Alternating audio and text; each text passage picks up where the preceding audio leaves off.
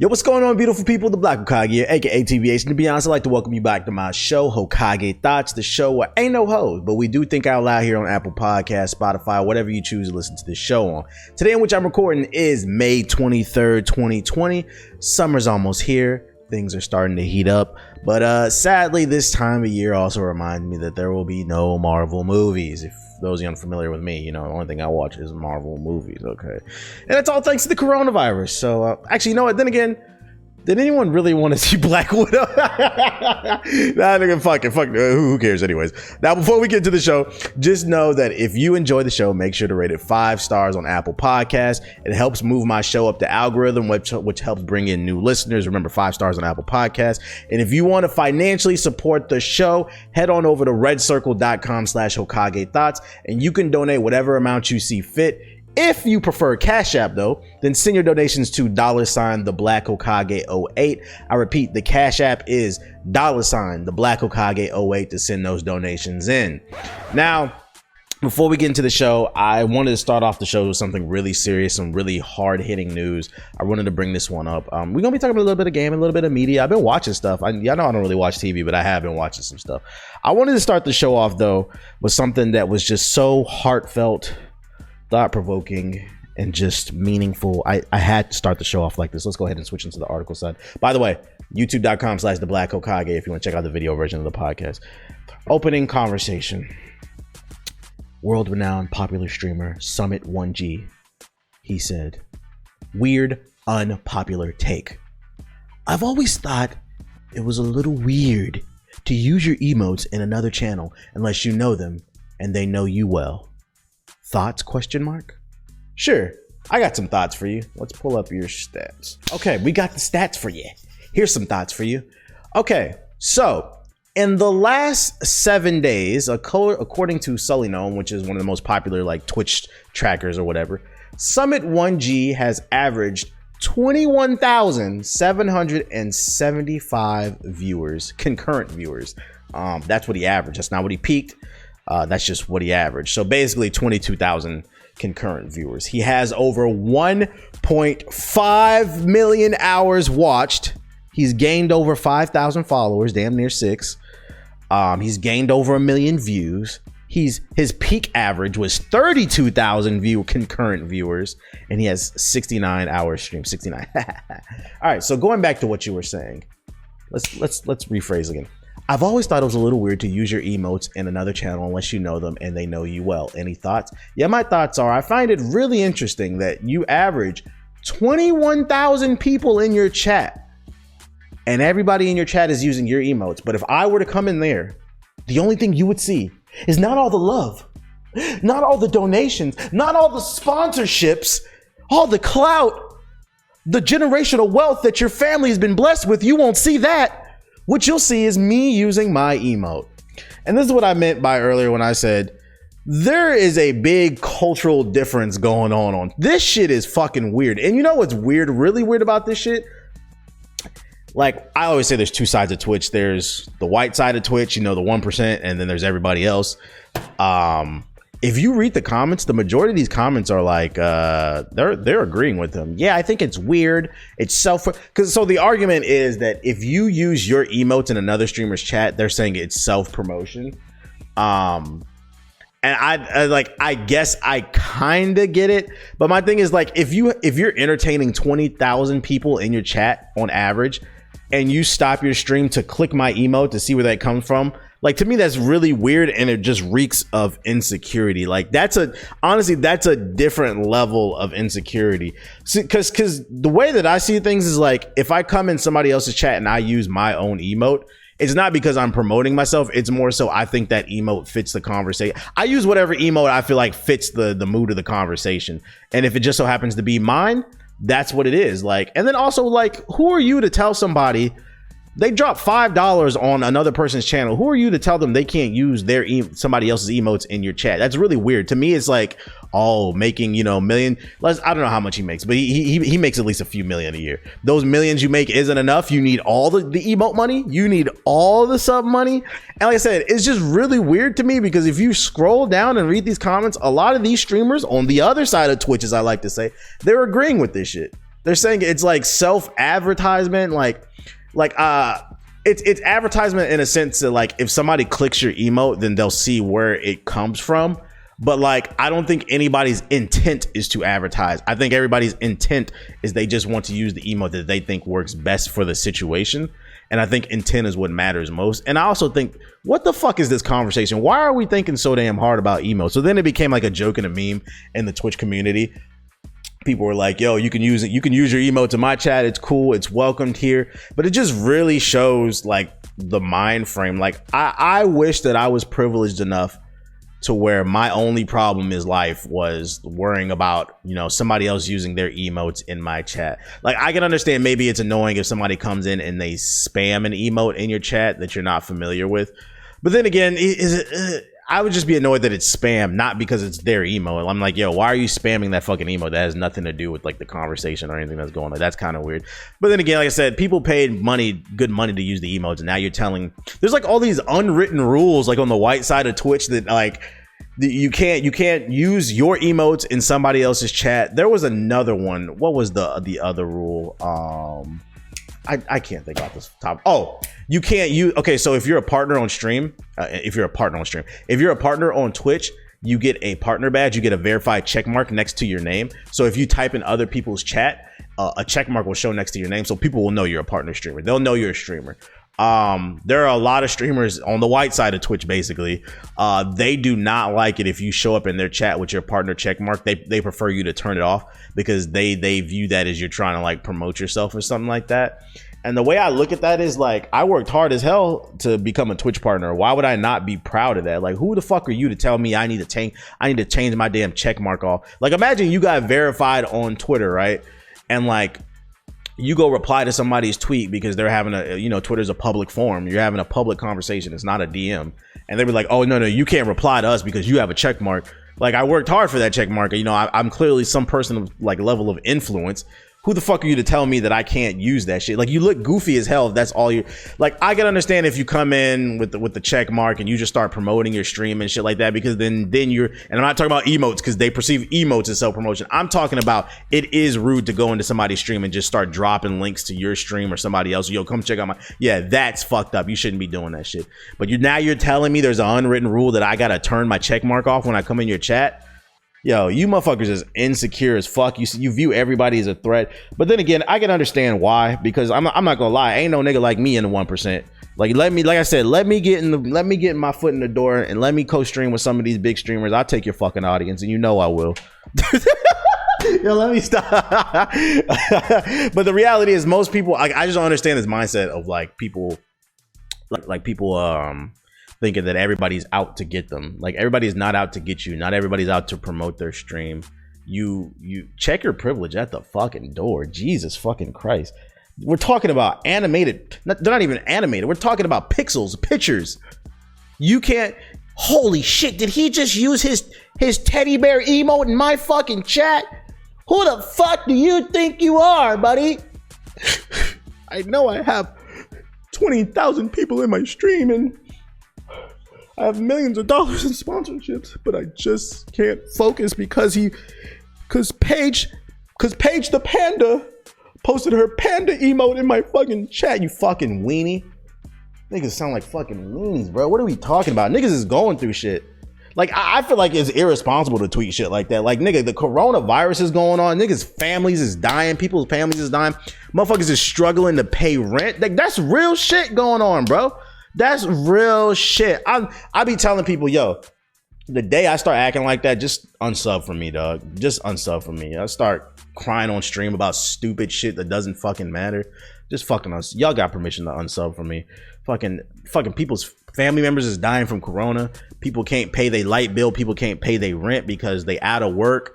Some states is opening up early, further spreading the fucking disease and shit. And my nigga, you talking about fucking artwork in your chat? I can't believe Larry the Lizard posted his fucking lizard emote on my fucking chat, you fucking weenies. Let me get off this topic. This shit is weird, dog. This shit is fucking weird. Maybe I'm crazy. It's like I said in the Valorant rant. The same thing applies like when I said in the Valorant rant. Like, is something wrong with me?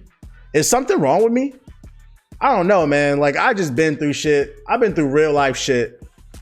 Y'all hearing some of the stories I be telling. This shit just doesn't resonate with me. It doesn't resonate with me. Imagine this being the greatest problem you ever fucking have, right? Like, in your life at the moment. I don't want to say ever, but like that's the biggest. Count your blessings, my nigga. You got a bed to, at least you gotta. And I always say it's not. I'd rather have a bed to cry on than fucking be homeless and crying. Be happy you got a bed to cry on. This is one of those times where it's like, save your fucking tears, my nigga. Don't want to hear that shit. Anyways, on today's podcast, we're gonna be talking about a little bit of that gaming shit, because you know how we rock. You know I'm known for the gaming. A little bit of the media. I've been watching a little bit of stuff. I've watched a couple things since the last podcast, which is crazy because y'all know that I don't be watching like a lot of TV and anime and shit like that these days. Which, by the way, this is an idea that I've been running by the Twitch chat. If you don't come through to the Twitch streams, you need to at twitch.tv/theblack Hokage. I'm thinking about starting a book club, reading like self-help books on stream, you know, dropping different types of gems. Like, because people always say that like they like to learn from like my podcast and my streams and stuff like that. But I also like to learn myself. So it's like, if I can learn something and we all learn something together, I think that would be dope. I don't know. Y'all let me know. I'm thinking about doing that. Let me know on Twitter. Follow me on Twitter at Mr. Keep It Real. Tweet me. Let me know what you think about book club or whatever on Twitch. I think low key that could be fire. I haven't seen nobody do this shit. Like, let me start giving you my ideas. Why I sound like Lil Wayne? That is wrong. So yeah, we're gonna talk a little bit of media, and then I took some questions for you guys. This promo will probably be shorter than previous episodes because I don't have any. I'm playing Trials of Mana right now on Twitch. If you're not following me, I haven't beaten that yet, so we're not going to do that review. So yeah, I don't have any games review, but I do have like some couple topics I wanted to talk about. Fuck it, let's get into it. Gaming. All right, listen, check it out. Boom. Just a question, something I've been thinking about. This is not a question that any of y'all presented. This is a question I'm presenting to you, the listener. Something to think about, and you can feel free to tweet me on Twitter and we can have a discussion, or if you're watching the video version, leave a comment in the comment below. Is there too many remasters? And do we need to make rules for who qualifies and who doesn't for a remaster?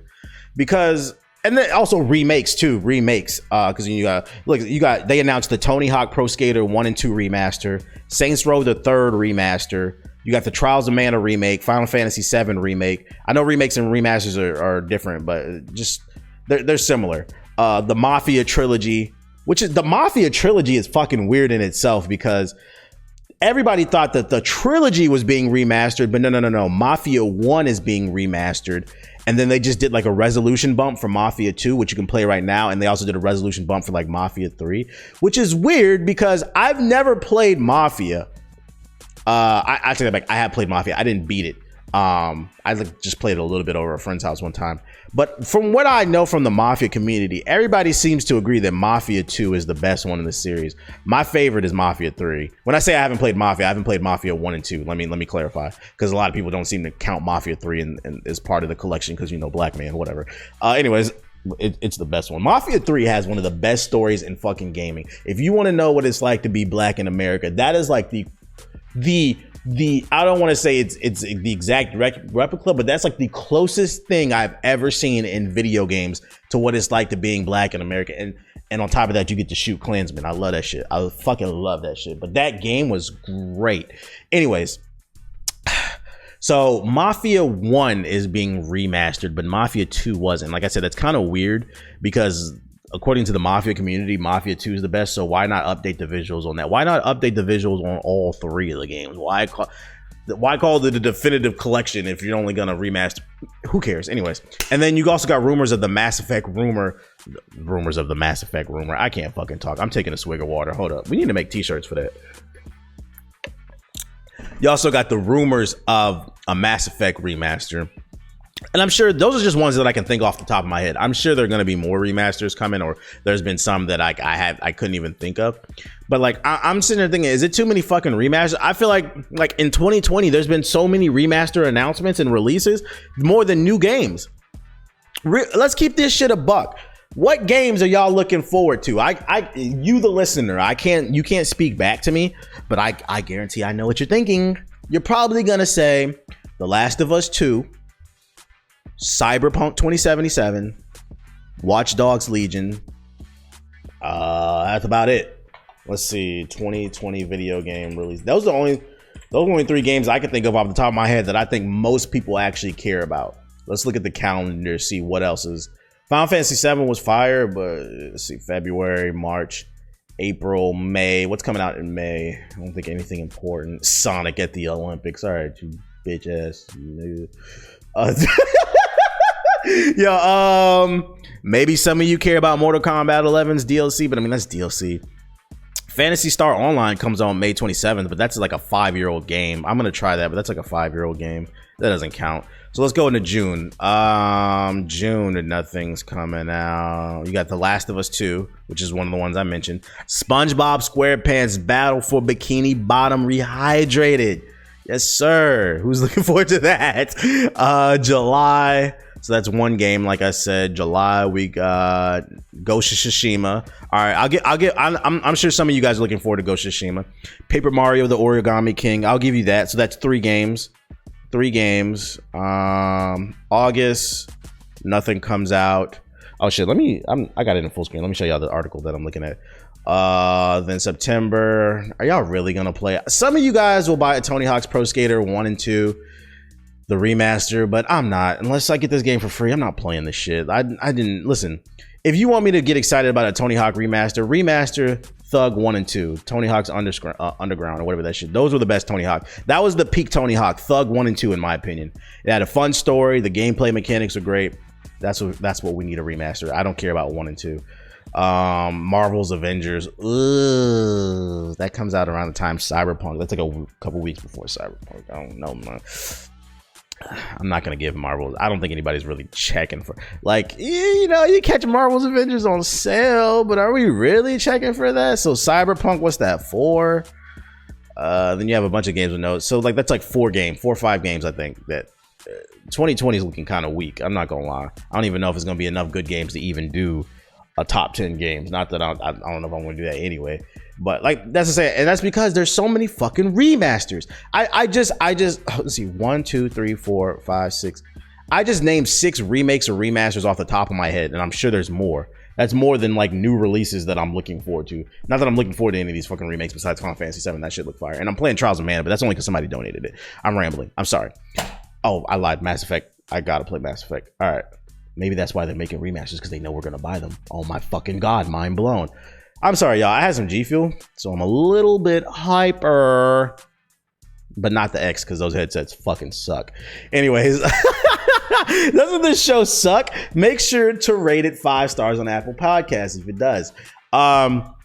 So I'm like, so I'm thinking like all these fucking remasters, there's just as many remasters as there are new releases. And I'm like, do we as the gaming community need to make like some rules on who can and can't get a remaster? Like, I feel like you got to sell a certain number of copies, considered like a cult classic before you, because like I'm sorry, who was asking for a Tony Hawk 1 remaster?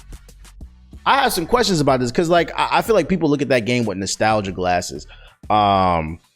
People forget, like, Tony Hawk, in my opinion, didn't become Tony Hawk until like maybe Tony Hawk 3 or 4, and then the Thug games. Those were like the peak of Tony Hawk, in my opinion.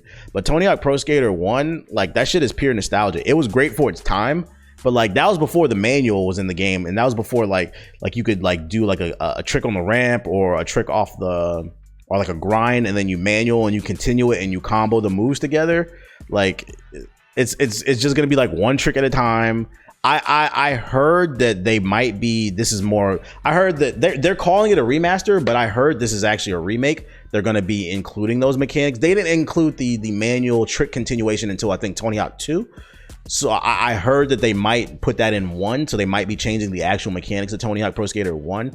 Maybe I'll be more interested if that is true.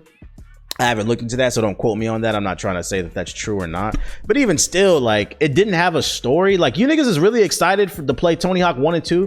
Y'all excited to collect the tapes and collect Skate? Did y'all forget there's next to nothing to do in that game? And back in the 90s and the early 2000s, that shit was cool. It was cool to collect the tapes because the bar was much lower. But now the bar is much higher. Okay? I don't want to fucking roll up a ramp and collect letters to spell skate. I don't want to find the hidden tapes. I don't want to find Pamela Anderson's sex tape, okay? Actually, maybe I do. That's beside the point. Listen, this G Fuel is hitting. G Fuel, cut the check. I don't want to do that shit, so I don't care about fucking Tony Hawk. Listen, I've said this and I'll die on this fucking hill. I've always enjoyed Saints Row more than Grand Theft Auto. Mainly because I'm a gameplay first type person, and Saints Row has always been more silly to me than Grand Theft Auto. And like I like silly shit. But I'm not checking for a Saints Row 3 remaster. Who asked for this? The game came out like in 2011. I know that was like a long time ago for some of you, but like I want a new Saints Row. I'd rather get Saints Row 5 because Saints Row 4 was fun, but it wasn't a Saints Row game. It was a superhero game. That shit, Saints Row 4 was what Crackdown 3 was supposed to be. Quote it, put it on a shirt. Boom, bam, bada bing. But yeah, I was never asking for a Saints Row 3 remaster. So like I feel like they wasted resources that could have went towards a new Saints Row. Mafia, I was never asking for a remaster, but I mean, some of you were excited, so I don't know. Who's just there? I feel like there needs to be new rules. Like you remember in the PS2 GameCube era when like a game sold 1 million copies, and like I think that was the rule. They had to sell like 1 million or 2 million copies, and then you would get entered into the PlayStation 2 Greatest Hits collection. Y'all remember that? You would go to the store and they would have like a section for the new PS2 games, and then they would have like the Greatest Hits collection. And it would have like, it would be a PS2 box, but it'd be like a red bar at the top and it'd say Greatest Hits. And those games were discounted and they were only $20 a pop because they sold 1 million copies. I feel like if your game didn't sell like at least 1 million copies and it doesn't become a greatest hit, you can't get a remaster. I don't know what these games sold. I'm not saying they didn't. Maybe they did. I'm pretty sure actually all these games did sell more than 1 million copies. But some of these games that are getting remastered, I don't know, man. I don't know. I feel like there needs to be some type of rules in place. Can we, now that I think about it, can we bring back the Greatest Hits? What happened to that? Can we get a Greatest Hits Nintendo Switch, Greatest Hits PS4? Maybe we do have it. Maybe I haven't been paying attention, but I haven't seen it. If a game sells a certain amount, discount this shit. Y'all don't need no more money. We need more games. All right, I'm done talking about it. Let me get a swig of this water. Okay. Ooh. My fucking neighbors are upstairs moving furniture every fucking day. These niggas is upstairs above me moving furniture. I'm like, what are y'all? Maybe they're not even, they might be fucking actually. They might be fucking. I don't know. I miss fucking quarantine. So next piece of news I wanted to talk about. I know I don't like to get into the drama shit, but I seen some things that just like, I just wanted to speak on it briefly. Not too long. But YouTuber H3H3 released a video called Content Nuke. It's like a 45-minute video where he was going in on Keemstar. Everybody knows Keemstar in the community. This guy has personally threatened to smack me on Twitter. I didn't appreciate that, but I don't get into all the internet warrior, internet antics and shit like that. But everybody was talking about it. Everybody was asking me what I thought about it, so I decided to watch the video. I was cleaning the crib, and I put the video on the Chromecast, and I was just kind of listening to it. It was some wild shit in that video that was said that I hadn't even heard. I mean, everybody knows about the infamous Alex is a. I mean, this isn't Twitch, so I can say it. Alex is a nigger. Alex is a stupid nigger. Everybody remembers that part. I didn't. There was like some clips that he put in there where Keemstar was saying shit like nobody would ever fuck a black chick. Black women are ugly. Black people are second-class citizens. I'm like, oh, so this wasn't a heated Alex is a stupid nigger. It wasn't a heated gamer moment. It was he's a known racist, because you know that's what they like to say. That's what like a lot of these big white content creators like to say. They like to say, oh, I'm not a racist, I just had a heated gamer moment. For those of you who come through the stream and you don't understand what we mean, it's an inside joke when we say gamer word, because that's what they say. Like nigger is such a fucking, it's become so normal in the white vocabulary. When people play games, they consider it a gamer word. I swear to God, look this shit up on Twitter. Somebody said it on Twitter, so it's become a meme now. So like I didn't know that he had said all of this shit. Which, fun fact, by the way, I remember yesterday when I was streaming, I was talking about this a little bit. I was like, who the fuck is Alex? Because there was a lot of hatred in Keemstar's heart when he was talking about Alex is a stupid nigger. I was like, who the fuck is Alex and what did he do? Not that it warrants him being called that, but I was like, and then somebody was like, Alex was actually a Justin TV staff member. I'm like, yo. So for those who are unaware, before Twitch was Twitch, it was another website. It was called Justin.tv, and it was a website where you could stream anything. IRL streams are basically like a reincarnation of Justin TV, but then they rebranded into Twitch TV and started focusing on gaming and stuff like that. So if you ever become a streamer and you email Twitch staff for like help, like you file a ticket because something's wrong with your account or you need help with something, you'll notice all their accounts do not say like Paul at twitch.tv. They'll email you from a Justin. They never even changed their shit. I noticed that they'll email you from. So just a fun fact, it used to be Justin TV. Anyways, and Alex used to work for them.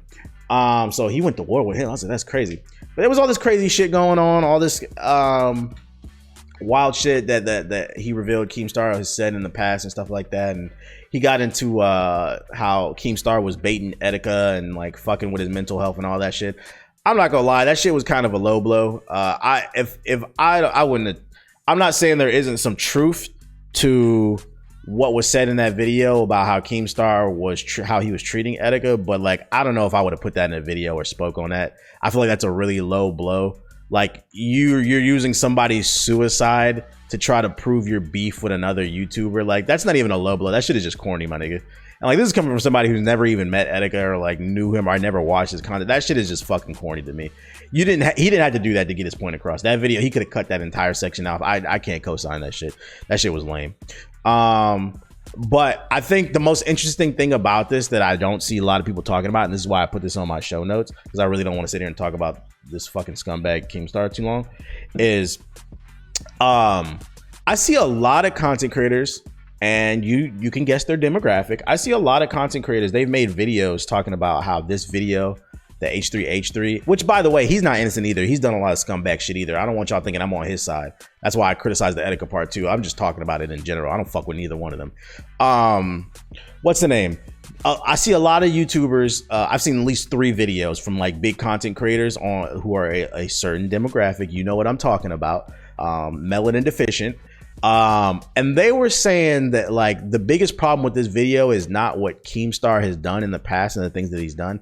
They're saying that like it's opening up a can of worms, because the result of this video is Keemstar lost his sponsorship with G Fuel. They're like, the result of this video is it's opening up a can of worms, and now other content creators, when they have beef with people, they're gonna attack their sponsors, and this can make people lose money in all of this. And like some people are like, you know, the statute of limitations is like, at least in America, the statute of limitations is 10 years. Basically, if you commit a crime and they don't catch you within 10 years, then they can't charge you for it. You can't go to prison for it. That's basically what they were arguing. They were like, what's the statute of limitation for a content creator who does something online that's regrettable? How long before we're not allowed to attack them? That was kind of their argument, because they were like, a lot of the things that H3 brought up were long in the past. And he's like, it's a crazy can of worms to open, because we could be losing money in sponsorships. And I'm like, okay, so you guys care.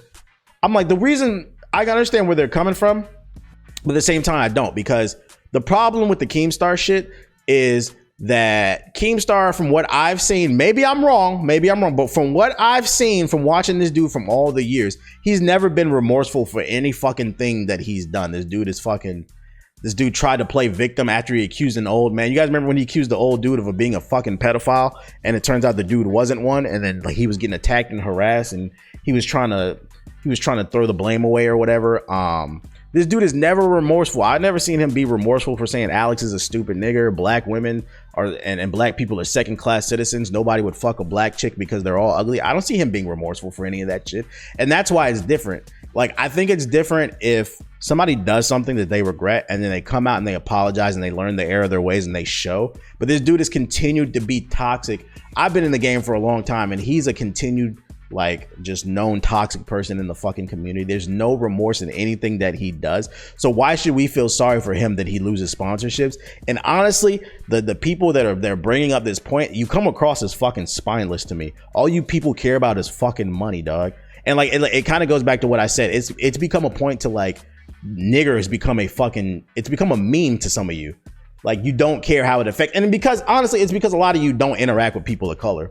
You don't interact with us. You don't know what we go through. You don't even bother to try to understand what we go through and how it affects other people. I think that shit is stupid as hell, and I think it's spineless. All you people care about is fucking money. What about it? You shouldn't have a sponsor. If I could understand if Keemstar did something, he apologized and he was remorseful for it, and like 10 years later, 5 years later, they try to bring it up still, and he's changed and he's become a different person. He hasn't changed. He hasn't said sorry. So why do you give a fuck about whether or not he lost sponsorships?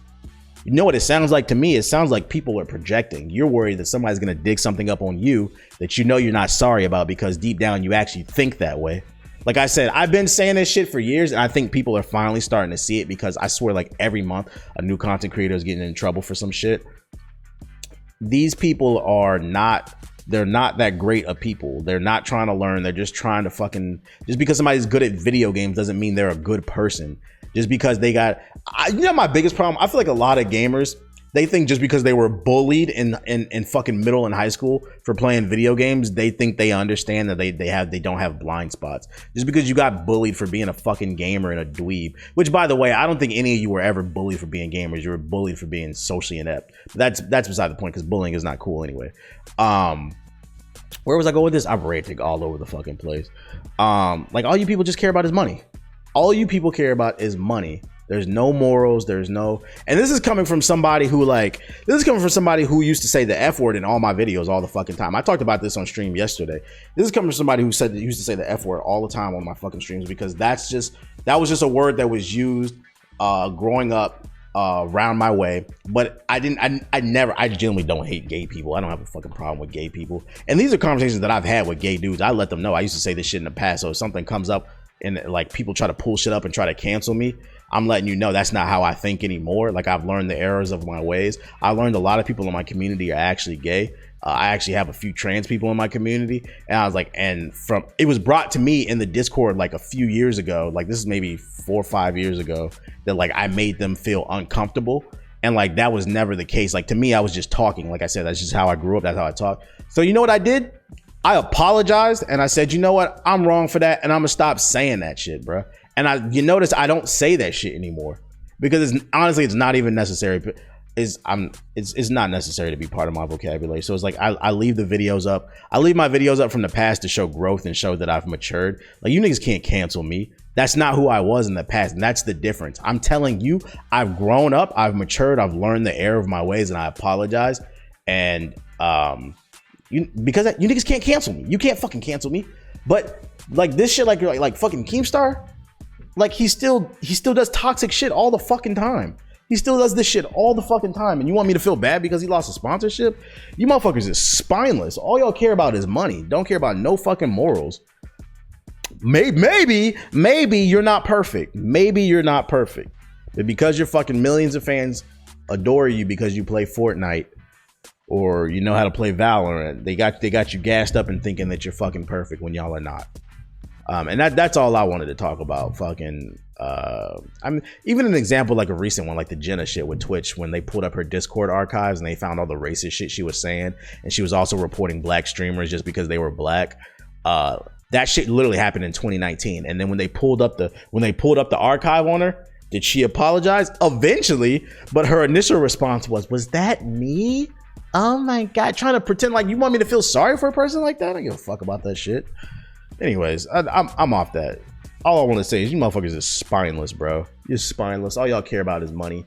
I'm more disappointed in some of the responses that I've seen in this entire situation. But it is what it is. Like, you got to have self-awareness to have growth, and I feel like a lot of people don't have self-awareness. They just want to make money, and I want to make money too. But I also want to keep a certain level of integrity, and I would hope that I would grow. A lot of people say that I changed. And for the most part, I think I'm the same person at my core. I think most people who say that I changed, you motherfuckers don't even know me. One thing you gotta understand about the internet is, like, I show you what I want you to know. I tell you a fucking couple jokes in a video. That doesn't mean you know me, you know my life story. There's a video that I just uploaded recently where it's from my previous podcast where I was talking about why I had to quit my job, which I didn't even go. I forgot to tell, I only told like half the reason why I quit. Another reason was because I passed out, which I talked about in another podcast. I'm gonna have to upload that. But that's by the point. There were people in the comments that said they didn't even know I was a teacher. I've been telling y'all I was a teacher since like 2012, or like in my past life or whatever. But people still didn't know that. And you know why? Because you don't fucking watch.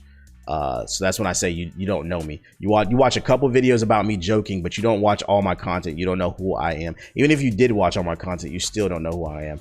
Where am I going with this? I'm not sure. I lost my train of thought. The internet is a weird place. It's a weird place. I'm just fucking rambling at this point. let me get on to the next topic because I'm tired of talking about this shit. Let me get a swig of this water. I wonder what a let me get a swig of this water t-shirt would look like. Y'all should suggest something on Twitter. Follow me on Twitter at Mr. I keep it real. I got a question. This pertaining to gaming, so I put it in the gaming section instead of the question section. And it comes from E-Rice. And he said, how do you feel about VR? I know it's probably hard to stream and interact with your chat while wearing a VR headset. Personally, I love it, and I feel it's here to stay alongside traditional gaming. The way I feel about VR is, first of all, I agree with you. It would be hard if you stream the game. First of all, you have a PC, like a crazy PC. You would probably need a 2-stream. Nowadays, you don't need a 2-stream PC setup for the most part because the NVENC encoder and the new 2080 line of GPUs and above, it takes the stress off the CPU. But even still, with like VR, you might need a second PC. Like you gonna need a beast PC to stream VR because VR is intensive. And you wouldn't be able to interact with the chat too because you have the headset on. That shit would be weird. But how do I feel about it as a whole? All right, so I'll give 2 opinions on this. From a personal standpoint, I do not like VR at all. I thought I would like it. There's some fun to be had. For those of you unaware, I own an HTC Vive. I do own one. So I'm speaking from personal experience. There's some fun to be had, but I could never play that thing more than 30 minutes. And part of it was health, and the other half, it just got boring to me. So I could never play it more than like 30 minutes because VR makes me sick. It gives me motion sickness. For those of you unaware, in order to not get motion sickness, the VR headset has to be running at bare minimum 90 frames per second. Ideally, at least 120 frames. That's why a lot of people who play the PlayStation VR, they get motion sickness because the PlayStation struggles to hit that 90 frames per second. And that's also why a lot of PlayStation VR games look like fucking dog shit. Because they have to sacrifice the graphics in order to maintain that super high frame rate, because you need that super high frame rate to simulate real life. So like, yeah, I get motion sickness playing the HTC Vive. And I have a beast PC. It has nothing to do with the frame rate. It's just like, it just doesn't feel good to me. Whenever I take the headset off, I always felt dizzy. You had to like get some ginger ale, like my stomach would be hurting.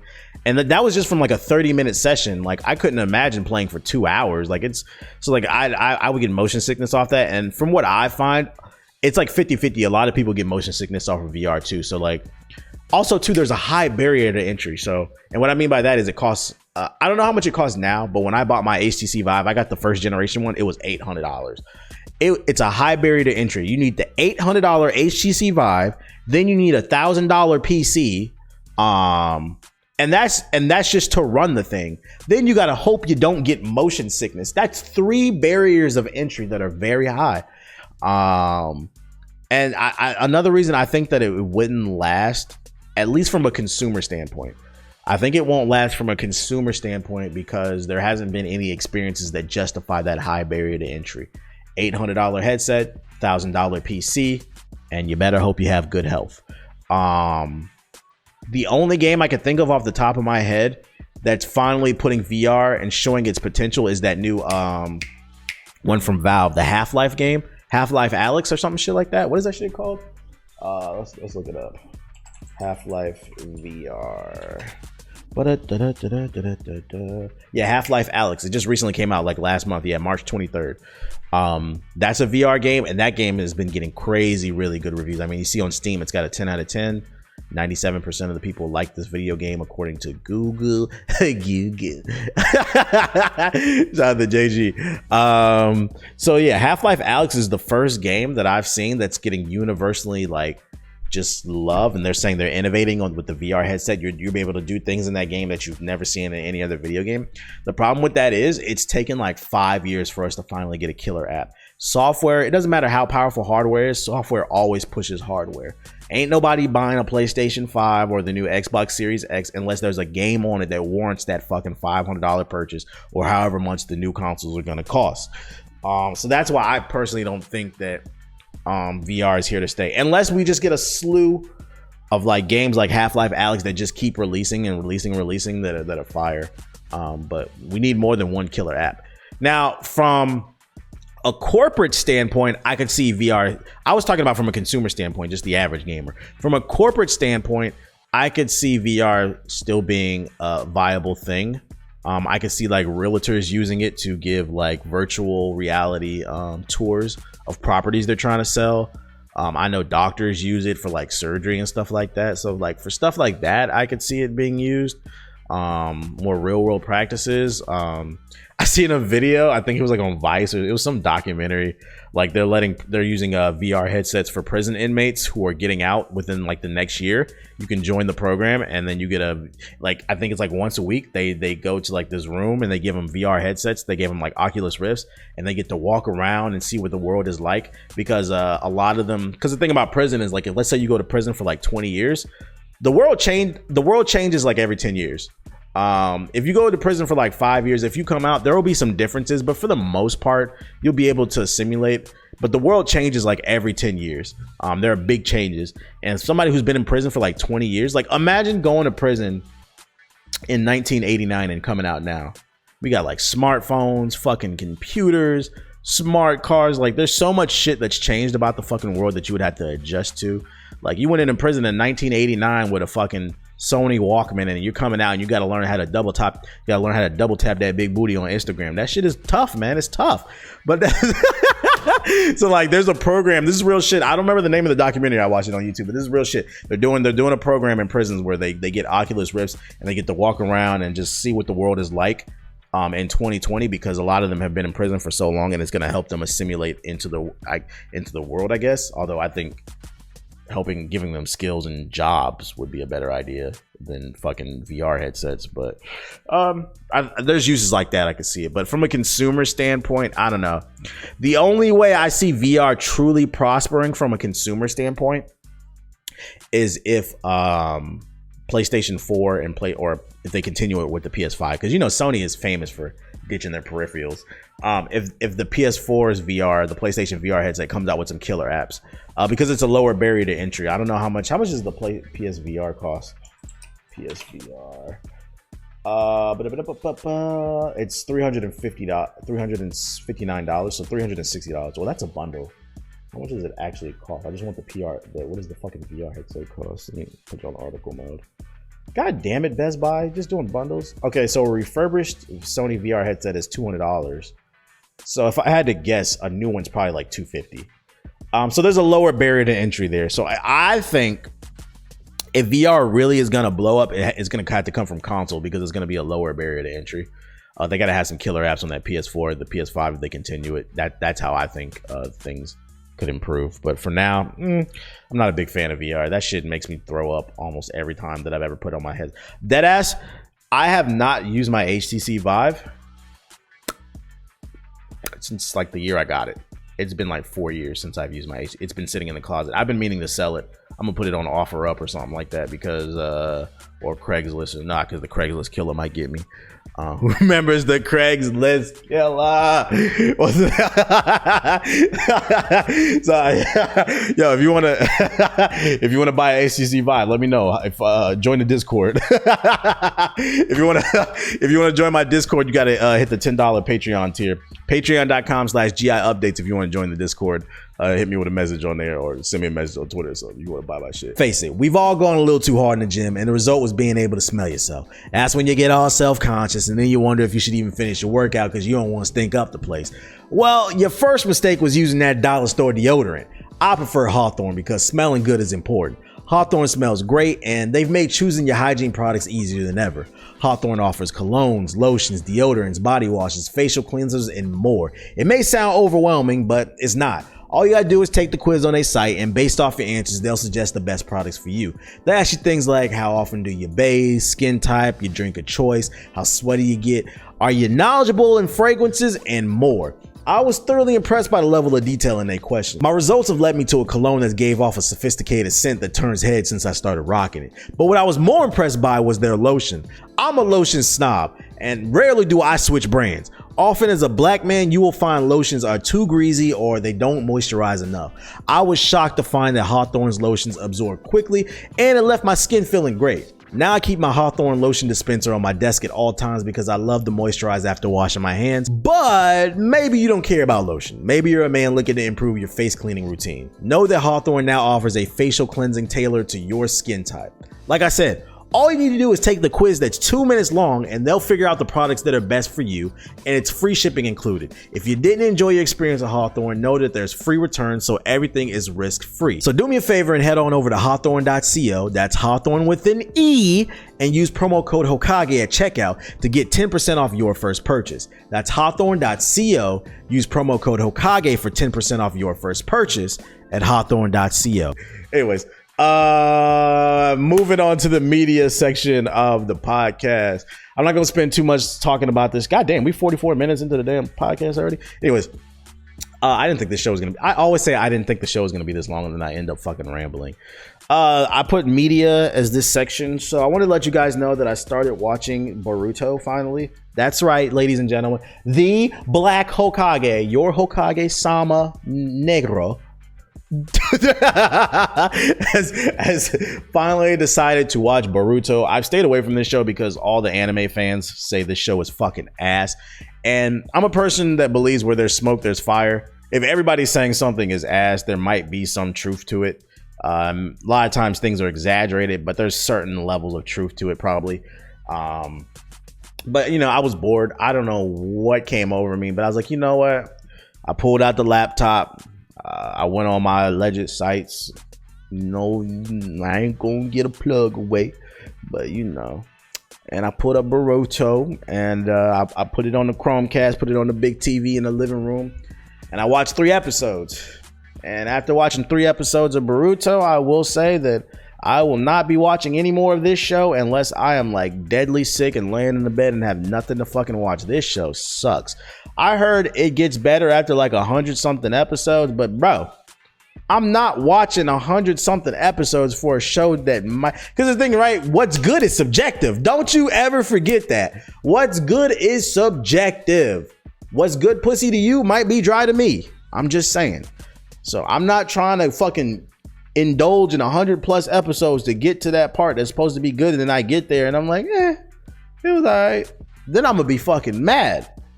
But why is Boruto bad? It's from what I watched, it's just nostalgia. It leans far too much on nostalgia, and I feel like they're not giving, the show doesn't have its own identity, at least in the little bit that I watched. It was a lot of just, hey, you remember when Naruto did this when he was a kid? Oh shit, Boruto did that? That reminds me when Sasuke did this. It's like it's just trying to play into people's nostalgia, and it's whack. It doesn't feel like the characters have their own character. And like I said, 100 episodes in, maybe those characters do develop their own story and their own thing. But right now, in the beginning, it's just like they go to the Ninja Academy. They fucking, first of all, their teacher is Shino. Boruto's senpai is Shino. I didn't even know that nigga was Shino because he had like this weird ass helmet on. I was like, where's the bugs at? Where the fuck are the nigga with the bugs all over my body? It didn't look like him. I was like, what the fuck? That show sucks. Stay away from that shit. He's weird. He's a cocky, arrogant son of a prick. I will say one positive thing about Boruto though. The reason I watched the show is, I forgot to mention this, I watched the movie.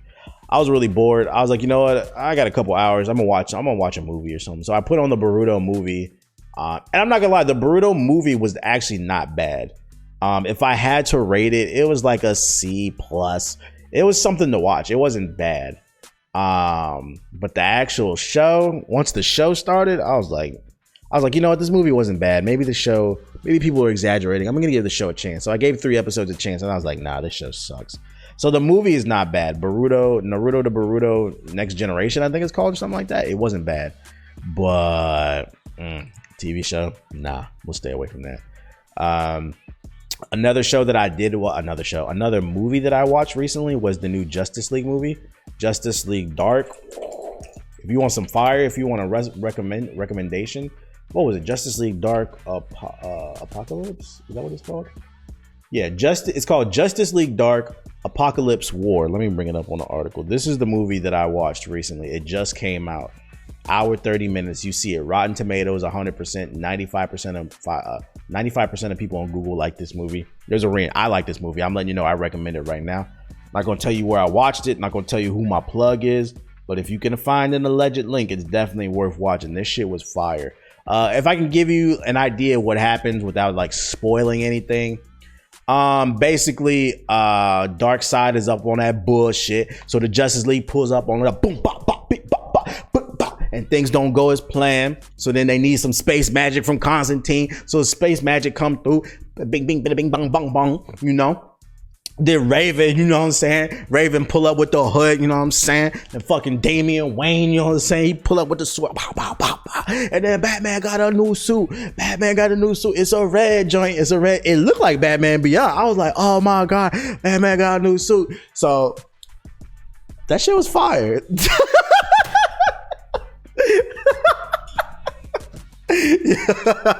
That's though. There's no way for me to explain this movie without spoiling it, because I mean it's only an hour and a half long. All I can say is if you want something to watch, I just threw this on the notes to recommend that it's fire. The animation's fire. The fight scenes are fire. The story is fire. It's just fire across the board. And it's Justice League Dark. But it's not just like a Justice League movie. Yeah, you have your typical Justice League characters in there, but then you also have your Justice League Dark character, Constantine and all his friends. But also the Teen Titans are in this movie. So it's honestly like the entire DC universe. It doesn't do it justice when it says Justice League. It's honestly like the damn entire DC universe in this movie. So all your favorite characters are there. It's fire. It's fire. Besides Beast Boy, I don't remember seeing Beast Boy. Beast Boy don't get no bitches anyway. What it matter? Green. So yeah, check out Justice League Dark Apocalypse. You can find it if you know how to use Google. All right. And the last thing I put on the media, it's time to pocket watch. No, I'm not pocket watching. I just want to talk about this a little bit because it kind of does matter. So Joe Rogan signed an exclusive deal with Spotify. And the title of this article from BBC News, Big Black Cock News, why Joe Rogan's exclusive Spotify deal matters. So for those of you unaware, Joe Rogan signed a $100 million multi-year deal, according to Wall Street Journal. Rogan's podcast, which is one of the most popular in the world, will arrive to streaming giant on September 1st. So you basically have like 6 months to download the Spotify app, which, by the way, I've seen a lot of people in the comment section of his video, because he revealed in a video that he was moving to Spotify exclusively. And I've seen a lot of people complaining in the comment section of his video, well, I guess I'm going to stop watching the show. Y'all do know that Spotify is free. You don't have to pay for it. You just have to download the damn app. So if you really love the show, just download the app. Granted, when you watch things or listen to things free on Spotify, there are ads, but I mean, you can still listen to it for free. There are ads on YouTube, so it's really not that big of a deal. He said it's going to be the same content. It'll remain free. It'll be the same exact show. It's just a licensing deal. So understand what a licensing deal means is they have no creative control over whatever he does. They're basically just renting his show. They're renting it for a couple years, and at the end of the contract, if they want to continue, they will. If not, he'll go back to YouTube or whatever. He said they want me to continue doing the way that I've done things. I'm excited to support the largest audio platform in the world, and I hope you folks out there will continue to switch. So the video will be on Spotify too. This is a big deal to me. The reason I wanted to bring this up is not the money in the pocket watching thing. Like, I would like $100 million, but I know I'm not that big. Come on, guys. But you can give me at least $1 million, Spotify. This is a big deal because it gives options.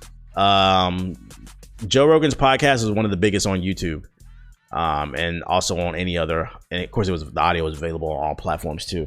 But him being exclusive to Spotify shows that Spotify is serious about being a contender in terms of being the number one like podcast platform, and they're willing to invest in their talent. And with competition, it shows that, like, you know, the rest of the competition is going to have to pay if they want to keep their talent on board. So it's an opportunity for everybody to make money. Like, he's opening up a floodgate for everybody else. Like, you could get a deal with Spotify, or you can get a deal with, I don't know, Radio Republic or fucking Stitcher or YouTube or something like that, because they're going to want to acquire talent. Exclusives are what sell consoles. They're also what helps platforms. That's why they were doing exclusive albums on Apple for a while, because they were trying to get people to subscribe to Apple Music. And this is really dope because it's just a licensing deal, so the show will still be the same. But I think this is just exciting because it creates competition, and it shows YouTube that they can't be stagnant. They better start paying attention to what other people are doing. I'm trying to get me a deal. Like, who trying to cut me a check? That's what I want to know.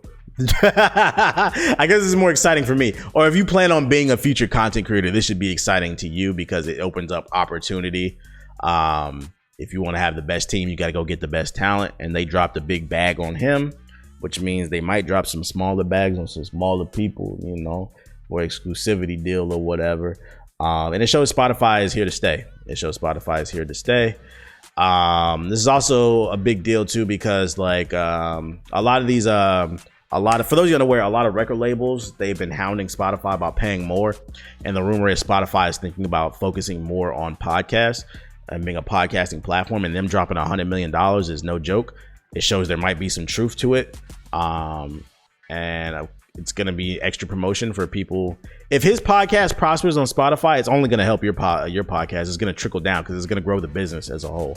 And I think that's why this is a big deal. For a long time, I remember we've been doing the GI podcast. We started that like 2013. I remember the entire comment section was, what the fuck is this shit? What the fuck is a podcast? This is stupid. This is a 2-hour long video, 2-hour long audio. I ain't listening to this shit. Now look at this shit. Motherfuckers is getting $100 million deals. If you ask me, podcasts have surpassed radio. People are listening to podcasts more than radio because you're able to articulate and spend more time talking about what you want. It's not a rush because people, you know, you got to get off whatever you got to say in 10 minutes because people are in the car and shit during the morning show or whatever. I feel like this shit has surpassed radio and it's here to stay.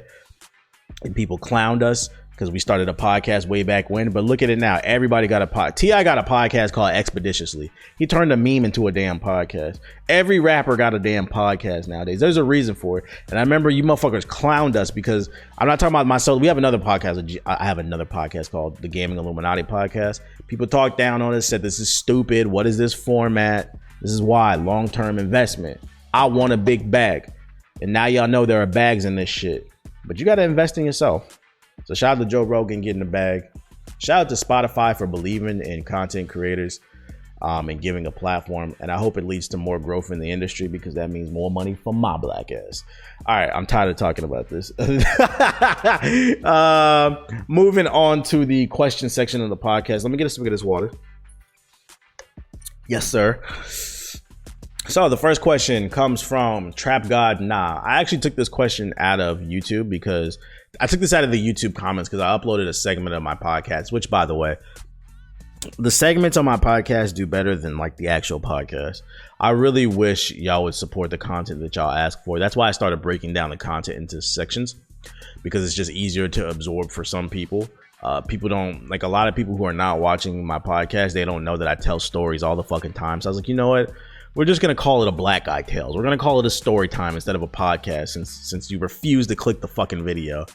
One of the videos I upload has almost 40,000 views in the first day, which is great for me. The first like 24 hours or whatever. But that's not the point. He left a comment on that video where I was talking about what was I talking about? Oh, why I quit my job. And in that segment of the podcast, I was talking about how like one episode of the podcast pays my rent for the month. Which what I was saying, just to kind of further articulate that, I wasn't saying, because I think some people might have took me out of context, I wasn't saying one podcast pays my rent for the entire year. I'm saying, let's say I do 2 podcasts a month. One of those podcasts will pay my, like the ads that I get from it, that can pay my rent. Meaning the rest of the money that I make off my podcast, off my Twitch streams, off of Twitter and Instagram, and YouTube, I pocket that money. And to further elaborate, he asked in the YouTube comments, I don't think he was being malice. He was just genuinely curious. So I wanted to answer the question and just kind of archive it for the podcast, maybe turn this into a video segment. He said, how do you pay your rent off of one podcast? You average 30,000 views of video, unless it's off Twitch and Spotify combined. And my answer to that is not everything is black and white. I know that a lot of your favorite YouTubers, and I'm specifically talking about YouTubers, I know a lot of your favorite YouTubers like to flaunt and act like they're rich, but some of them are not. I don't want to. Some of them are, but some of them are not. Just because, one thing you guys gotta understand is, just because you have 1 million subscribers and 1 million views does not mean you're making millions of dollars. And this is why, personally for me, it never hurt my feelings. I get comments all the time talking about my channel's dead. You like this dude said, like, he's not saying my channel's dead, but he says you only average 30,000 views, which, by the way, if you look at my channel, I average 30,000 views like in the first week of a video. If you look at that video a year from now, usually it has 100,000 views. That's another thing y'all gotta understand. I really hate when people do that. They compare a video. They be comparing videos that I made 5 years ago to a video that just dropped yesterday. If I got 30,000 views in 24 hours, that means in the next year, more than likely, it's probably going to have 100,000 views. But you're looking at a video from 4 or 5 years ago with 200,000 views. It's because it had years to accumulate those views. But that's beside the point.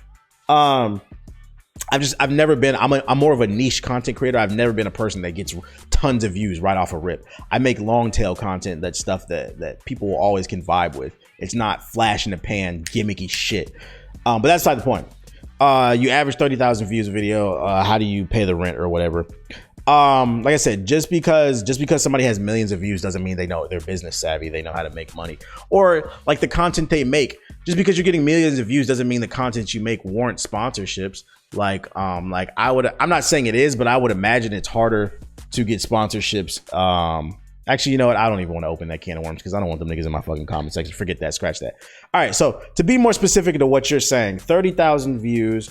How do you pay your rent with that? I don't want to go into like specific numbers, but I can tell you right now that like per hour on Twitch, I've been averaging like 1,000 people in my fucking chat per hour. I'm not saying this is what I make on every, because then you niggas gonna be pocket watching. I don't want you on my money. How can I say this without? All right, check it out. Advertisers will pay more for somebody who has influence versus somebody who just has numbers. I'm sorry I've been like beating around the bush. I just want you motherfuckers all in my pockets, because one thing about people on the internet is you can't, the moment they find out how much money you make, then they'll use that as an excuse not to support you, or they'll think you make too much, because what people have very low standards. Like for me, I don't feel like I make enough, or I don't feel like I've been successful enough. So I'm always striving and trying to do better. But somebody might hear how much you make and they'll be like, oh, he good, I ain't supporting him, versus somebody that just don't, I ain't in the pocket watch. Anyways, an advertiser will pay for somebody who can prove they have influence versus somebody who can't. So let's say influencer A averages 1 million views a video, and me, I average 30,000 views a video.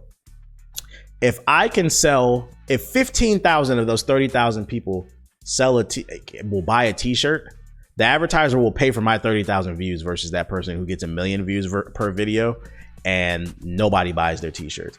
And I bring that up to say that like the world is not black and white. Like just because you have a bunch of views doesn't mean you're respected. A lot of people have a lot of views, and y'all know this shit because y'all leave these comments in my fucking videos all the time. A lot of people have a lot of views because they clickbait and they use gimmicks. That doesn't make them influential. I have, whether you agree with I know you guys don't agree with everything that I say, but I know you guys respect my opinion, and that matters. You may not agree with everything that I say, but you do respect me, and you know that it's coming from an honest place. This is how I truly feel about things. I'm not just shilling and doing stupid shit for fucking views. And an example I can give you of the best example off the top of my head that I can give you of how someone can have tons of followers and have no influence is like these chicks on Instagram. It's a lot of women on Instagram, fine as hell, big booties, fat titties, luscious lips. Most of it's fake. Shout out to the natural chicks, but that's beside the point. A lot of those chicks have hundreds of thousands of followers, have millions of followers. Most of them are thirsty men. Some of them are just women that admire beautiful women like us. But most of them, let's be real, are thirsty men. And let's keep this shit a buck. Shorty could have 2.5 million followers and she's selling a t-shirt. Most of you dudes will not buy that t-shirt. And do you know why? Because some of you will, but most of you will not buy a t-shirt from her because you don't give a fuck what she has to say. Oh, you selling t-shirts?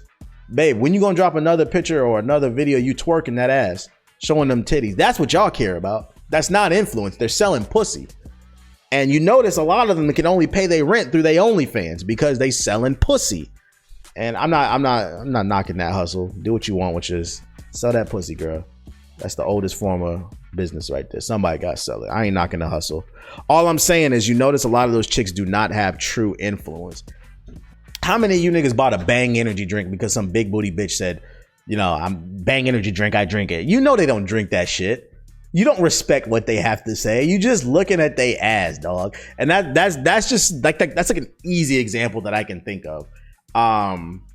I can think of some more, but I feel like it'll ruffle a lot of people's feathers, and I'm really not in the mood for. It's not that I care about that smoke. I'm for the smoke. It's more so I'm not in the mood to hear that people's mouths and shit like that. But that's like the easiest one I could think of. Like y'all don't care what a lot of these chicks have to say. Some of you might have bought some merch from an IG model, but most of you will not buy anything.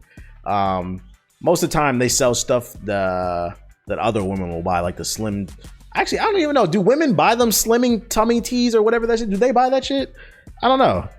I know personally, I ain't buying no merch or nothing off none of these chicks. I'm just there to get on Instagram and double tap that ass. That's all I'm there for. So that's an example of how there are plenty of people that have influence, there are plenty of people who have tons of followers and no influence. What I'm basically trying to describe to you is what's referred to as a niche. Just because someone's smaller does not mean they're influential. Somebody who's smaller can actually be more influential than somebody who's bigger. And that's what I was trying to explain in one other video. Somebody, I forgot what video it was, but I was talking about how I've influenced a lot of like black YouTubers. I don't know any other, like, when I first started doing YouTube in the gaming space, there was like rarely any other black content creators that did gaming videos. I'm very influential in this space, and just because I don't have millions of followers, like, because some of these people have surpassed me, and I'm not even knocking them. Like, I congratulate you. I walk so you can fly. You cannot deny that I don't have a certain level of influence on some of these other content. I ain't even gonna say no fucking names because you see this shit. Niggas be stealing my fucking thumbnails, fucking my video ideas. They talk like me. And just because they're bigger than me, you think that I didn't influence them? I feel bad for people who think like that. Like, that's such a elementary way of thinking. You can be influential and not be the biggest person in the world. The reality is, one of my biggest problems is I'm almost too real. Like, I don't play politics. I don't do the gimmicks. I don't do none of that dumb shit. And it hinders me. The reality is people will say that they like real shit until they see it. Y'all like gimmicks. Y'all like stupid shit. You like drama, because if you didn't, fucking love and hip hop wouldn't exist anymore. So let's not do that. That's beside the point. What I was talking about, the 30,000 thing. That's how. Just because you don't have a certain amount of viewers doesn't mean you're not influential. So I always tell people, don't put yourself down. Like, an advertiser will pay for those 10,000 views if you can sell 5,000 units. If you could sell 2,000 units, because let's do the math here. Let's see. Let me get a calculator out here. Okay, let's say you average 10,000 views on a video, right? And you're confident that at least 2,000 of those viewers will buy something. Let's see, a shirt's $25 times 2,000. That's $50,000. That's $50,000. Most of you have never even touched $50,000 or seen that in your bank account. You don't think advertisers will pay for that? I'm saying, like, being creative and being business savvy are two different things. And over the last probably 5 years, I've spent a lot of my time becoming more business savvy. I may not be the biggest content creator on this platform, but I'm much more business savvy than some of your favorite content creators. I might be doing financially better than some of your favorite content creators that have millions of views. And that has to do with me taking the time to learn things, surrounding myself with people who are smarter than me, that nerd. Oh, I didn't even show y'all. Hold up. So y'all think I'm lying. there's the 50,000 that I brought on the damn calculator. Just so y'all don't think I'm lying. You got to become more business savvy. Don't just be creative. There was one more thing that I wanted to add to this. What else was it? Oh, that's what I was gonna say. The key thing is, don't beat yourself up just because you're not the biggest creator. The key is you want to learn how to articulate yourself. Like I said, I spent a lot of time in the last 5 years really learning business.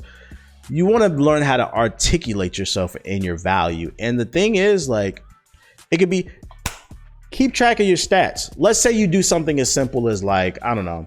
You notice how everybody gets like an affiliate code for different brands. Let's say you get an affiliate code for G Fuel, or I don't know, some gaming chair or whatever. When you get that affiliate code for whatever t-shirt or product that you're promoting, at the end of every month, send that company an email and be like, hey, can I see the numbers? Can I see how many sales that I've generated? Do that for every fucking affiliate code, because that's how you start off. That's how you build up your resume, I guess you can say. Request those numbers, and then you can use those numbers to flip it. Be like, okay, well, I've been averaging X amount of views, and according to your data, over the last 6 months, I've generated over, 5,000 sales. I may not be the biggest content creator, but I have the proof that I have generated it through my affiliate code. So I'm going to need X amount of money paid to me per month, plus an affiliate code that I get paid off commission, if that makes sense. So that's the easiest way I think that you can build up kind of like a resume. Like that's a really popular thing in the content creation, getting affiliate codes for different brands and stuff. Use those affiliate. The thing about affiliate codes is often the brand gets more out of it, but you can get more out of it if you take the time to really stretch that extra amount. Request your numbers, see what revenue you're generating for that company, write all this shit down and start building up a resume. I hope that helped. An actual example I can give you is Skillshare. So I just started this podcast like last year. And the first brand to give me an opportunity was Skillshare. They put me on a 3-episode. I can't go into all the details like how much I'm paid and stuff in the contract, but originally they put me on a 3-episode trial. They put me on probation, and they said after 3 episodes, if you generate enough revenue or enough signups on our website, maybe we'll extend your contract. True story. The first episode that dropped where I had the Skillshare sponsorship, I generated so many signups. Mind you, that episode only got like 20,000 views on YouTube. I generated so many signups. They got rid of the probation period and they extended my contract to a year. I didn't even have to do probation. I did 1 episode. So many of y'all signed up for Skillshare because I have real influence. They said, fuck that. We're going to give him a 1-year contract for X amount of money every month. And part of that is because I have influence. But of course, you guys supported me and I appreciate y'all. Like that. I appreciate when you guys do things like that, when you hit the like button.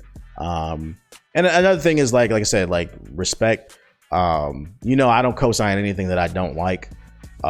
So like you'll be more inclined to listen to me. It's like Smack says, you can copy the formula, but you can't copy the respect. There are a lot of people out there that get more views than me, but they don't have the same level of respect for me as me. When I tell you something works, you'll listen to me more than other people, because I don't be on that bullshit. So like that's an actual example for me with Skillshare. And if I could just give like a life lesson, I wrote this down. Like one of the best life lessons that I learned, because like the way that you presented this question, and I would imagine a lot of people think the same way as you. You think very black and white. Oh, this person gets millions of views, so they must make millions of dollars. No. A life lesson that I can give to you, one of the best ones that I got was when I used to play soccer back when I was a kid, or football if you're not from America. When I used to play soccer, there's something that's called a drop pass in the game. The field is very large and wide, the pitch. And of course you have to move the ball forward to get it into the goal. But in soccer, they have what's called a drop pass, where if you ever paid attention to a soccer game, they pass the ball backwards sometimes. The reason you pass the ball backwards is because a lot of times like defenders will attack you while you're trying to move forward, and there's no way for you to move forward. So you have to push the ball back to a teammate. Then the teammate assesses the field, and then, I don't know, you push the ball right and forward. Because there's more space on that side and there's less defenders over there, if that makes sense. I guess what I'm trying to say to you is like, I'm very appreciative that I played soccer, because that drop pass taught me a life lessons in a sense that sometimes you got to fall back and look at the bigger picture. There's a bigger picture here. More views do not equal more money. The world is not black and white. And stop talking down on people. This is for people in the comments. Stop talking down on people because you think you understand. It's always the people that think they understand the most that don't know shit. I hope I gave you a little bit of insight on business. I can't go 100% into all the details, but I feel like I gave you a little bit. Live life with the drop pass. I mean, that's basically the same moral as the Tortoise and the Hare. Yo, it's a lot of people. I brought that up on stream. It's a lot of people that have not read the book, The Tortoise and the Hare. People laugh when I say that's one of my favorite books. But slow and steady wins the race. Slow and steady wins the race, bro. That drop pass, drop that ball back, look at the field, assess things, and try to figure out what's the best move for you. Because forward is not always the best move. Sometimes you got to sit your ass down and think about it. Hopefully that helped. That answers your question. Next question comes from Naz. And he says, TBH, how do you determine how long you want to make a video, balancing viewer retention versus watch time? All right, good question. This is a YouTube specific question. So for those of you unaware, back in the day, the most important thing for getting more viewers is views. The more views you had, the more the algorithm would suggest your video on the side. But a lot of YouTubers started gaming the system, started taking advantage of the system, using plugins that would refresh the browser nonstop. So then you would just get more views. Like there was literally a plugin I remember that you could put in on Chrome, in Firefox, where like it would refresh your browser like every 2 seconds. So what you would do is I didn't do this, but what YouTubers would do is they would open up their own video and then turn that plugin in on and open up multiple web browsers, and let's say you had like 10 web browsers open at a time, right? And it would refresh your video like every 2 seconds. So every 2 seconds, you got 10 new viewers. Do the math. So they YouTube figured out that people were cheesing the system like that, and eventually somewhere along the lines, like years ago, they moved away from views being the most important thing to viewer retention. And viewer retention is how long can you keep somebody on the platform. And it makes sense, basically watch time. If you drop a 10-minute video and people only watch 30 seconds and leave, YouTube algorithm looks at that as nobody likes your content. It's not even worth watching. Versus if somebody drops a 10-minute video and somebody watches 8 minutes of it, okay, this is quality content. We're going to suggest this to more people, especially because people got low attention spans nowadays. So he was asking, how do you determine viewer retention versus watch time? Just experiment, I would say. Figure out what's best for you. Most YouTubers will answer this question and they'll tell you the best thing you can do is drop. Every video should be 10 to 15 minutes. You ever notice a lot of your favorite YouTubers videos are 10 minutes and 1 second? There's a reason for that. Most YouTubers drop 10-minute videos not for fucking watch time. It's because when you drop a 10-minute video, it unlocks the ability to place more ads on a video. You ever notice like a lot of these 10, 15-minute videos be having like 5 ads on it? That's because if the video is 10 minutes, you're allowed to put more ads on it. But if it's not 10 minutes, then there's only going to be 1 ad on the video. So that's why a lot of your favorite YouTubers do that. But then they'll hide behind the idea of the reason all my videos are 10 to 15 minutes is because I get more watch time. That's not how the shit works. I encourage people to experiment. Listen, if all your videos are 10 minutes and people are only watching 2 minutes on average of each video, YouTube's going to look at your content and say, you're not getting very good watch time. You're not getting very good viewer retention. People don't like your shit, so they're not going to suggest it in the algorithm. Now, if you drop 10-minute videos and people are watching the majority of them, then go for it. So you have to experiment and see and figure out what works for you. For me personally, what I find is my videos, they operate best between 4 and 8 minutes. 4 to 8 minute long videos work for me because then I get like, on average, I get like 7 minutes, 7 minutes of like watch time versus if I drop like a 10, 15 minute video, then only like 4 minutes people will watch it. I guess it's because, I don't know, like people will look at it as, I guess maybe my audience is older. They don't have as much time. So when they see like a 20-minute video, they get kind of intimidated and they're like, oh, I don't have time to watch that. But if they see an 8-minute video, I can watch them. I can give him 8 minutes. You see what I'm saying? So experiment and figure out what works best for you. Know your demographics. Like I said, most of my audience is older. I don't have a kiddie audience. My audience is 16 to 34. These are people who are going to school, people who have jobs, people who have families. Motherfuckers is not trying to watch, hour-long videos and shit. That's why I started cutting up the podcast. So my advice to you, Naz, would be experiment, study your analytics, figure out what works for you, but do not listen to these YouTubers that tell you everything's got to be 10 to 15 minutes. That's not true. Figure out who your audience is first and then figure out what they're watching on average. If you look at your analytics and it's saying that on average your viewers are watching like 6 minutes of your content, maybe instead of doing 10-minute videos, cut it down to 8. That way you're not wasting footage.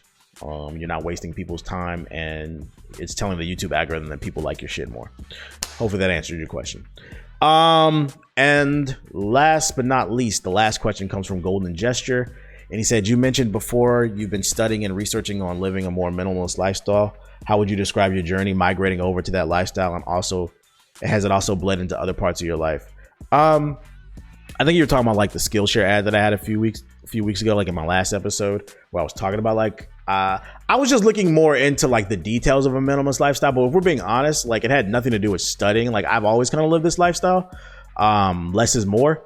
I wouldn't describe it as like a journey. Like I just don't understand the point of having a bunch of shit. I guess I was studying it on Skillshare more so that like I was trying to understand other people's perspectives and why they did it and maybe pick up some game. But if you're asking me specifically for like my mind frame on it, I've always thought about living like a minimalist lifestyle. I just didn't know there was a word for it until maybe like the last 2 years. But like less is more to me. I don't understand why people need a shit ton of furniture. Why do you need all the fucking consoles? Why do you need all the food in your house? Like I don't understand. Like I personally hate a cluttered workspace. So like I like a big open space. Like I got a coffee table. It's like to the right of me. It's still in the box because I got to build it. I'm actually gonna build it after this podcast because I'm so busy. I have a hard time finding stuff. But like I'm gonna have a coffee table. I have my TV. I have my couch. That's it. I like to have like open space. I don't see the point in having a bunch of shit.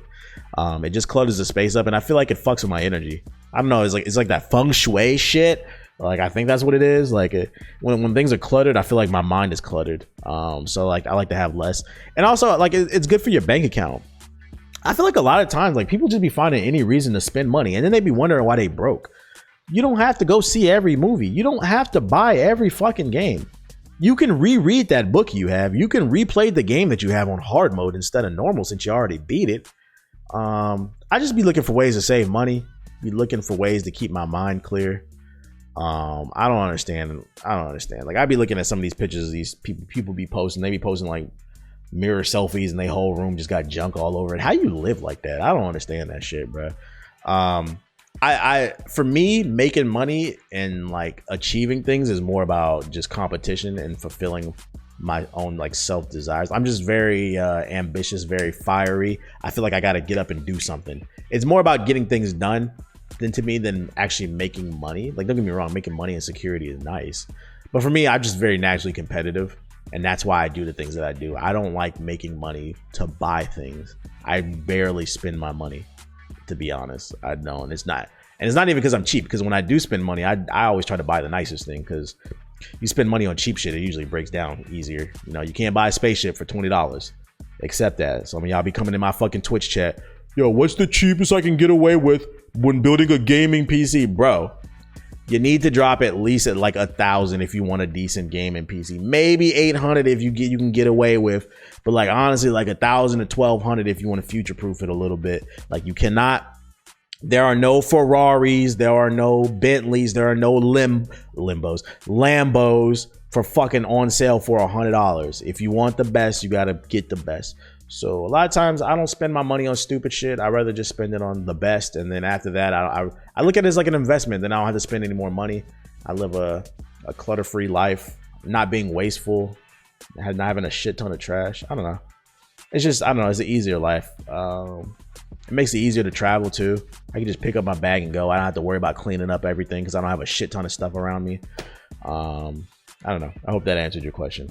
God damn, this hour, we're at an hour and like 21 minutes. That's crazy. I'm tired of fucking talking. So that's all I got on my show notes. Hopefully you guys enjoyed the show. If you did, please make sure to rate this show 5 stars on Apple Podcasts.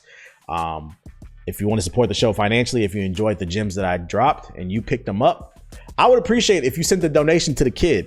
You can send a donation on the Cash App at $, the Black Hokage 08. I repeat, that's $, the Black Hokage 08 to send a donation to the kid. What's the name? Other than that, that's all I got on my show notes. Thanks again, once again, for listening. And I will see you guys on the next episode of Hokage Thots.